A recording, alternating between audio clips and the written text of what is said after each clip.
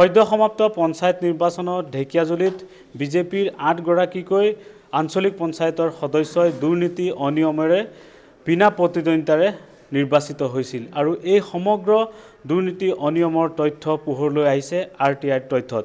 প্ৰণৱজ্যোতি নাথ নামৰ এগৰাকী অধিবক্তাই এই সমগ্ৰ তথ্য RTIৰ তথ্যত পোহৰলৈ আনিছে আৰু এতিয়া শেহতীয়াকৈ উচ্চ ন্যায়ালয়ত এই সমগ্ৰ দুৰ্নীতিক লৈ তেওঁলোকে দ্বাৰস্থ হোৱাৰ প্ৰস্তুতি চলাইছে আৰু মোৰ লগত আছে প্ৰণৱজ্যোতি নাথ। যেহেতু এই সমগ্ৰ দুৰ্নীতি নাম সাঙুৰ খাইছে ঢেকিয়াজুলি খণ্ড উন্নয়ন বিষয়াগৰাকীৰ আৰু এইগৰাকী বিষয়াৰ বিৰুদ্ধে এইগৰাকী অধিবক্তাই এতিয়া অভিযোগ উত্থাপন কৰিছে।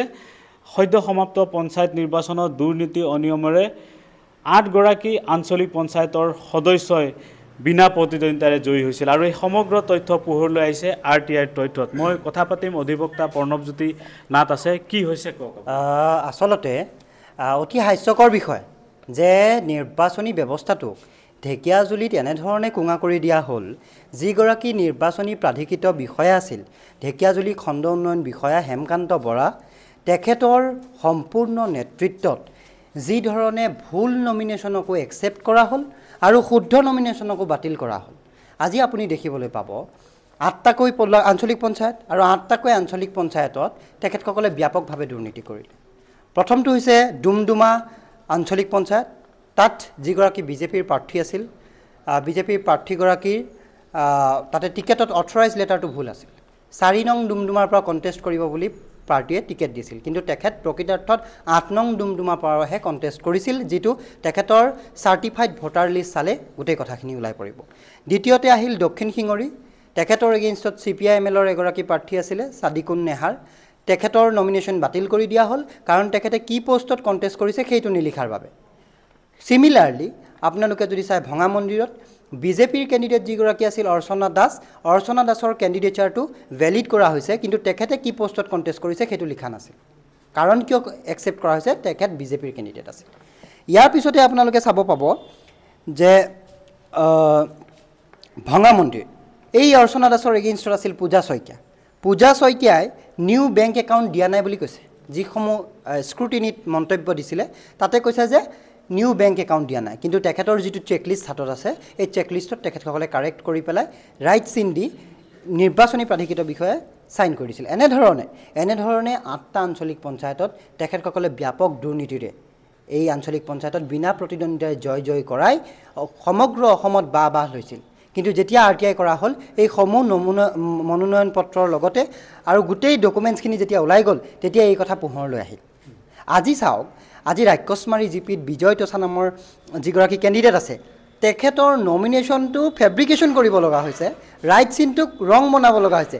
আপুনি ৰাইট চিনটোৰ তলত দুডাল আঁচ টানি পেলাই সেইটো পূৰণ বনাই দিছে, মানে এইটো নাই দিয়া বুলি কৈছে, কিন্তু তেখেতৰ চেকলিষ্টটো তেখেতৰ হাতত আছে নহয়।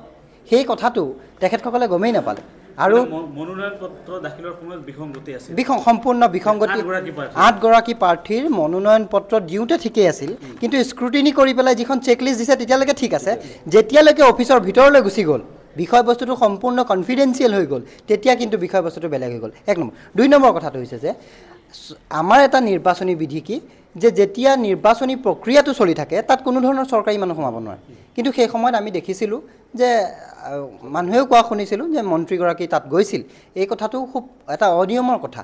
গতিকে এনেধৰণৰ কাৰ্যই এই কথা প্ৰমাণ কৰে যে নিৰ্বাচনী যিটো ব্যৱস্থা আছে এই নিৰ্বাচনী ব্যৱস্থাটোত চৰকাৰী পৃষ্ঠপোষকতাত এনেধৰণে দুৰ্নীতি কৰি পেলাই ৮টা আঞ্চলিক পঞ্চায়তৰ পৰা তেখেতসকলৰ প্ৰাৰ্থী বিনা প্ৰতিদ্বন্দ্বিতাৰে জয় কৰাই বাহ লৈছে। আৰে বিজেপি চৰকাৰৰ যদি দম আছে তেখেতসকলে প্ৰতিদ্বন্দ্বিতা কৰি জিকক। কিহৰ ইমান ভয়? কিয় ইমান তোমালোকৰ মনত ভয়? ঢেকিয়াজুলি বিজেপিৰ যদি সাহস আছে তোমালোকে প্ৰতিদ্বন্দ্বিতা কৰা। তোমালোকে পাৰ্টি টিকেট দিছা, খেলিবলৈ দিছা নহয়, তোমালোকে গেজু কৰিবলৈ দিছিলা নেকি? তোমালোকে অনিয়ম কৰিবলৈ দিছিলা নেকি? এতিয়া আপোনালোকে আদালতত যাব নেকি? এতিয়া আমি ইতিমধ্যে আমাৰ যিটো PILৰ ড্ৰাফটিঙৰ কাম ইতিমধ্যে আৰম্ভ হৈছে। আমি উচ্চ ন্যায়ালয়ৰ দ্বাৰস্থ হ'ম আৰু এই ৮ গৰাকী যি বিনা প্ৰতিদ্বন্দ্বিতাৰে জয় হৈছে তেখেতসকলৰ ওপৰত ব্যৱস্থা লোৱা হ'ব আৰু এই 8টা আঞ্চলিক পঞ্চায়তত আমি পুনৰ নিৰ্বাচন পাতিবলৈ আমি আদালতক আমি আবেদন জনাইছোঁ। আপোনাৰ তাত সকলো তথ্য আছে। আপুনিও প্ৰাৰ্থী আছিল নেকি? হয়, মই প্ৰাৰ্থী আছিলোঁ বিজয় তোষা। মই ৰাক্ষসমাৰী মোৰতো সব অকে আছিলে যে সেইদিনাখন মই ছাৰক যেতিয়া সুধিলোঁ তোমাৰ সব অকে আছে, হ'ব তুমি যাব পাৰা বুলি ক'লে।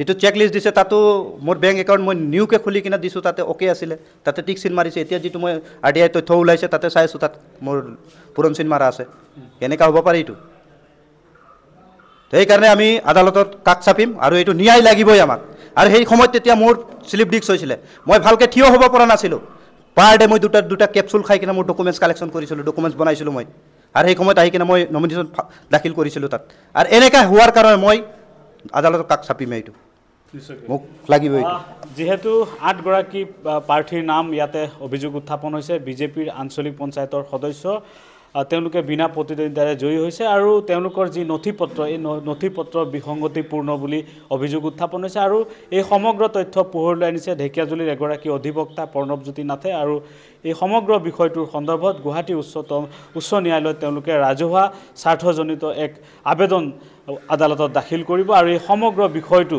তদন্তৰ বাবে দাবী জনাইছে লগতে ঢেকিয়াজুলিত পুনৰ পঞ্চায়ত নিৰ্বাচন অনুষ্ঠিত কৰাৰ বাবে দাবী উত্থাপন কৰিছে নিৰ্বাচন আয়োগক আপুনি বিচৰা বাতৰি পাব কেৱল নিউজ 18 এপত নিউজ 18 এপ ডাউনলোড কৰিবলৈ স্ক্যান কৰক এই QR কোড গুগল প্লে ষ্টৰতো পাব এই নিউজ 18 এপ